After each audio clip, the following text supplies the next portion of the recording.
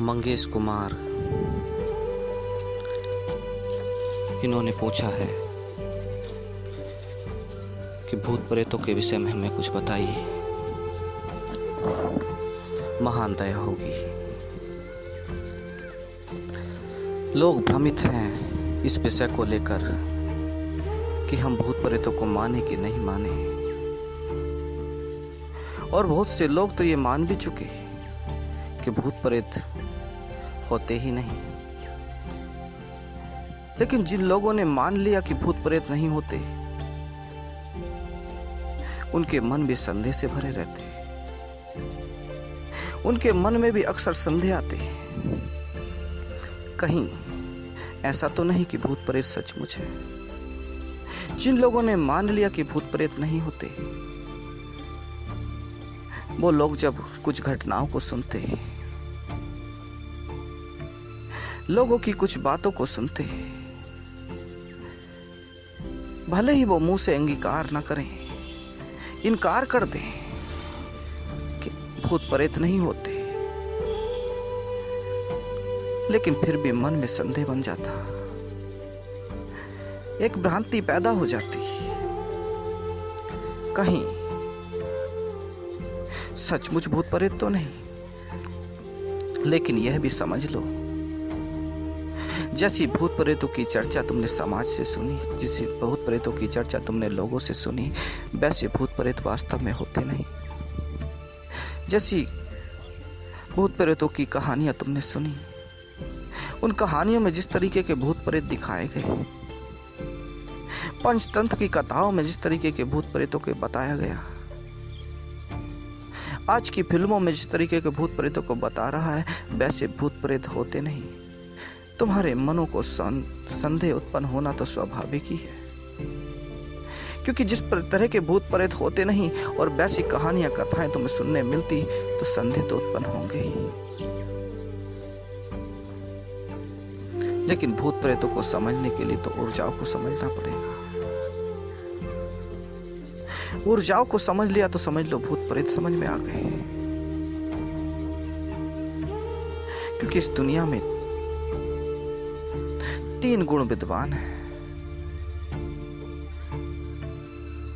श्री कृष्ण ने अर्जुन से कहा, यह प्रकृति 3 ही गुणों से चलती है। वो 3 गुण सत्व, रजस और तमस है। वेदों में भी इनका जिक्र है कि प्रकृति 3 ही गुणों से चलती है,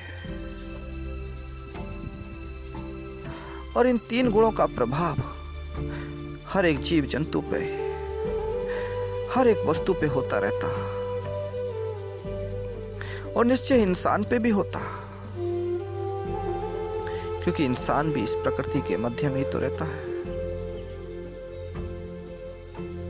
तो इन गुणों का प्रभाव उस इंसान पे भी होता।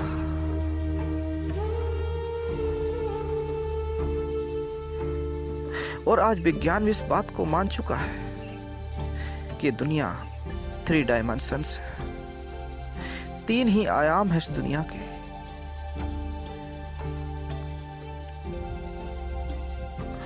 और इस दुनिया में 3 ही प्रकार की ऊर्जाएं मुख्य रूप से विद्यमान है।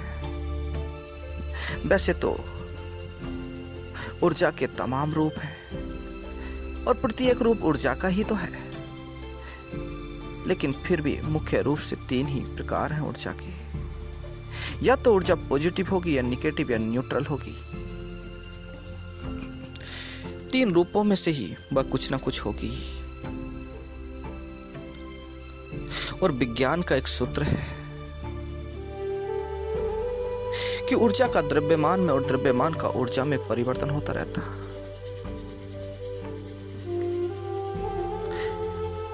और इस सूत्र से यह सिद्ध होता है कि जब ऊर्जा का द्रव्यमान में परिवर्तन होता है और द्रव्यमान का ऊर्जा में, तो निश्चय ही आज जितने भी पदार्थ दुनिया में हैं, वो कभी ना कभी ऊर्जा रहे होंगे।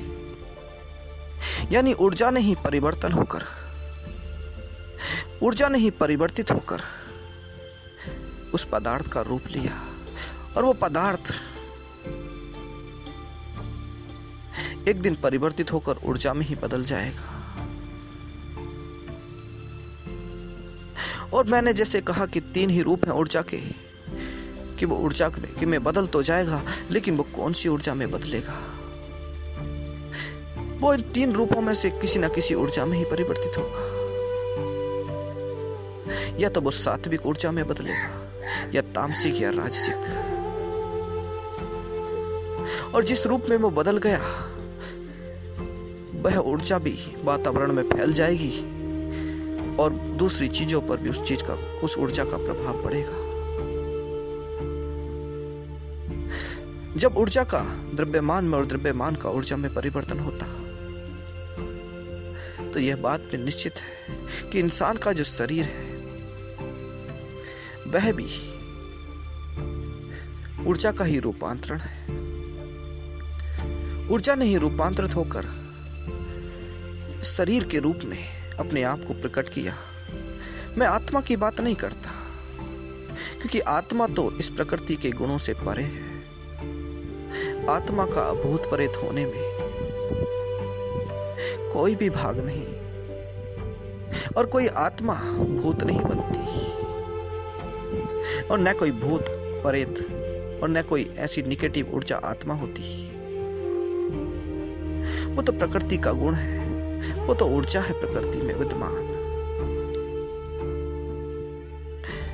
ये शरीर ऊर्जा का ही रूपांतरण है, और एक दिन इस शरीर को रूपांतरित होकर ऊर्जा में ही बदल जाना है। लेकिन वो जिस प्रकार की ऊर्जा में बदलेगा, उसका प्रभाव वातावरण पे जरूर पड़ेगा।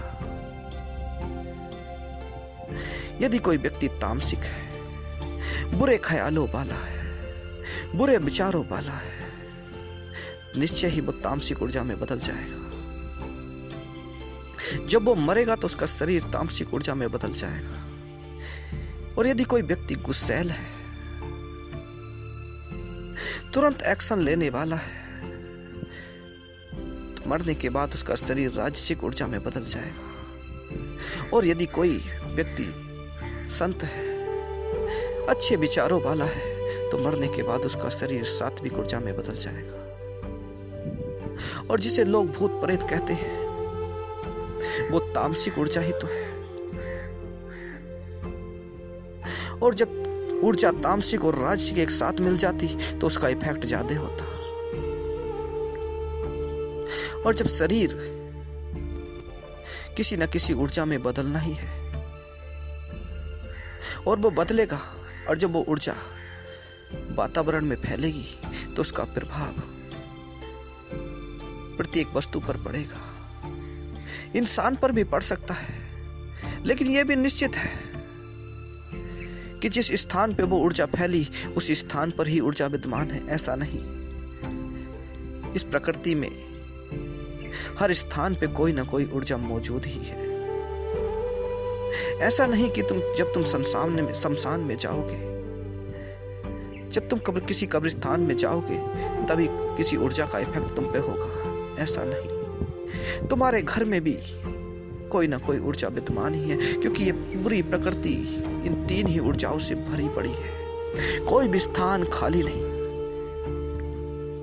इसमें डर की और भय की कोई बात नहीं कि कोई मरा और कोई तामसिक ऊर्जा में बदल गया तो उसका भूत तुमसे चिपक जाएगा। ऐसी कोई डरने की बात नहीं, क्योंकि यहाँ तो कहीं ना कहीं कोई ना कोई ऊर्जा विद्यमान ही है।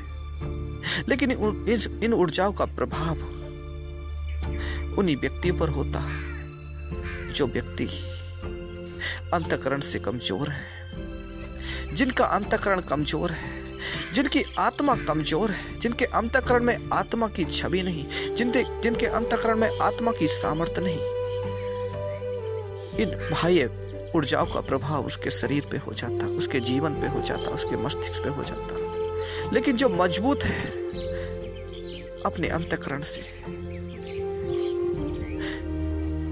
उसे बाहर की कोई चीज भी प्रभावित नहीं कर सकती। बाहर का कोई भी दुख उसे प्रभावित नहीं कर सकता। सारे दुख जब भी प्रभावित करते हैं जब तुम्हारे भीतर प्रवेश कर जाते, तुम्हारे अंतःकरण में प्रवेश कर जाते। सारी ऊर्जाएं तब भी प्रभावित करती हैं जब तुम्हारे अंतःकरण में प्रवेश कर जाती। लेकिन यदि तुम्हारा अंतःकरण मजबूत, तो बाहर की कोई भी ऊर्जा इफेक्ट नहीं डालती। तुम पे कुछ ऐसा हो सकता है कि तुम्हारा अंतःकरण प्रभावित हो जाए और तुम्हें लगे कि कोई भूत प्रेत का साया है। लेकिन ये सब बाह्य वातावरण में चल रही ऊर्जा का प्रभाव, बाह्य वातावरण में संचरित हो रहे गुणों का प्रभाव है। ये कोई वैसे भूत प्रेत नहीं जैसे तुमने कथा कहानियों में सुनी। लेकिन ये ऊर्जाएं विद्यमान जरूर हैं, इन्हें नकारा भी नहीं जा सकता। लेकिन डरने की कोई बात नहीं। यदि तुम मजबूत हो,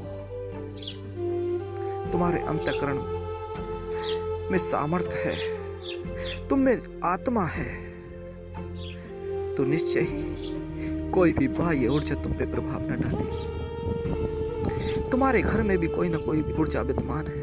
यदि तुम कमजोर हो तो घर की ऊर्जा भी तुम पे प्रभाव डाल सकती है।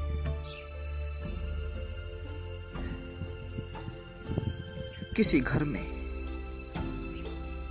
कभी कभी देखने में आता है कि जब कोई व्यक्ति उस घर में सोता, उस घर में रहता,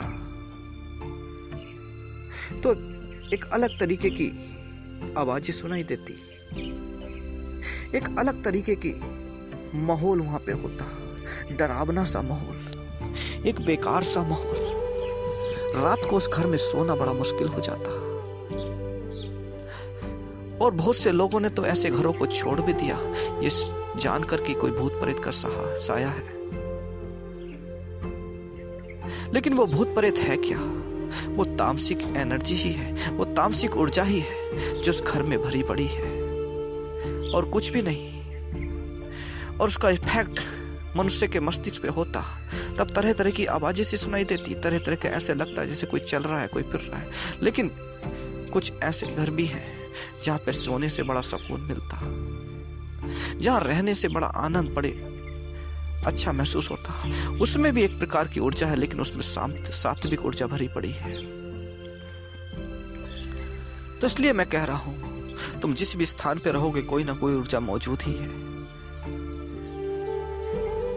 कोई ना कोई भूत मौजूद ही है, कोई ना कोई प्रेत मौजूद ही है। इसलिए तुम्हें बाकी चिंता करने की जरूरत नहीं। तुम्हें अपने अंतःकरण की चिंता करनी चाहिए कि तुम अपने अंदर से कितने मजबूत हो, तुम अपनी भावनाओं पे कितना काबू पा सके हो। मैं भावनाओं से ये नहीं कहता कि अपनी भावनाओं को मिटा लो, लेकिन भावनाओं में तुम बह ना जाओ। बाहर की कोई भी ऊर्जा तुम्हें, बाहर की कोई भी ऊर्जाएं तुम्हारे भावनाओं को प्रभावित ना कर दे। तुम इतने भी मजबूत बनो। इसलिए तुम्हारा अंतःकरण मजबूत है तो तुम्हें डरने की कोई बात नहीं। तुम कहीं भी रहो, किसी भी स्थान में रहो, कितनी भी प्रबल निगेटिव ऊर्जा हो, वो तुम पे कभी भी प्रभाव ना डालेगी। लेकिन तुम यदि अंदर से कमजोर पड़े तो कोई भी ऊर्जा तुम पे प्रभाव डालती। और ये किसी व्यक्ति के मरने पर ही नहीं होता, कोई व्यक्ति मरकर ही भूत मर गया, ऐसा नहीं। यदि तुम खड़े होकर एक स्थान पर बुरी बात करते हो, जब 4 लोग खड़े हो जाते हैं और उस स्थान पर बुरी बातें करते हैं, तो उस स्थान पर भी निगेटिव ऊर्जा क्रिएट होने लगती है। और जब निगेटिव ऊर्जा क्रिएट होने लगती और जहां तमस आ गया, वहां समझ लो जिसे तुमने भूत कहा वो भी आ गया। भूत प्रेत जिसे तुम कहते हो, उनका कार्य भी वहां पे स्टार्ट हो गया, शुरू हो गया। इसलिए एक जीसस का वचन है कि तुम जब मेरे नाम से इकट्ठे होगे तो मेरी ऊर्जा वहां विद्यमान हो जाएगी। तो ये बात यहां सिद्ध होती। ये जीसस की बात नहीं कि जीसस उपस्थित हो जाएंगे। ये हर चीज की बात, जब तुम ऊर्जा को जिस प्रकार से खड़े होकर, बैठकर, जिस स्थान पे जिस जैसे कार्य को करोगे, वहां पे वैसी ऊर्जा क्रिएट होगी। और वो ऊर्जा लोगों के जीवनों पे इफेक्ट डालेगी, लोगों के जीवन को प्रभावित करेगी और तुम्हारे जीवन को भी प्रभावित करेगी। इसलिए तुम सत्य के साथ रहो। सत्य तुम्हारे हृदय में बना रहे, जिससे तुम्हें ताकत मिलती रहे, तुम्हारे हृदय को मजबूती मिलती रहे।